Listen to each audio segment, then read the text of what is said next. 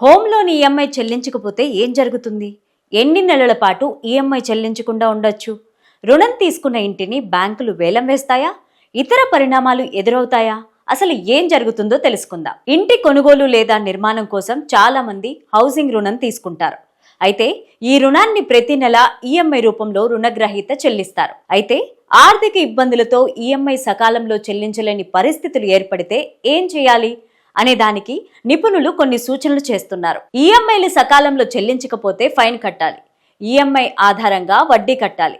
ఎన్ని ఈఎంఐలు చెల్లించకపోతే వడ్డీ పెరిగిపోతుంది. 2 కంటే ఎక్కువ ఈఎంఐలు చెల్లించకపోతే రుణాన్ని డిఫాల్ట్ గా ప్రకటించే ప్రమాదం ఉంది. అది ఇంటిని జప్తు చేసేందుకు ఛాన్స్ ఇస్తోంది.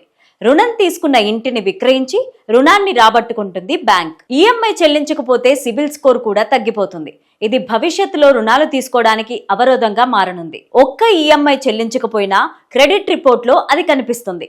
తద్వారా క్రెడిట్ స్కోర్ 50 నుండి 70 పాయింట్లు తగ్గే ఛాన్స్ ఉంది. ఈఎంఐ చెల్లింపునకు సంబంధించి ఇచ్చిన చెక్ బౌన్స్ అయితే దానికి కూడా ఫైన్ చెల్లించాలి. అయితే బ్యాంకును బట్టి ఈ ఫైన్ ఉంటుంది. ప్రైవేట్ ఉద్యోగులు లేదా ప్రభుత్వ ఉద్యోగులైనా ఈఎంఐ చెల్లింపులో వస్తే ఆ విషయాన్ని సంబంధిత బ్యాంక్ మేనేజర్ దృష్టికి తీసుకెళ్లాలి. ఈఎంఐ చెల్లింపునకు సమయం ఇవ్వాలని కోరాలి.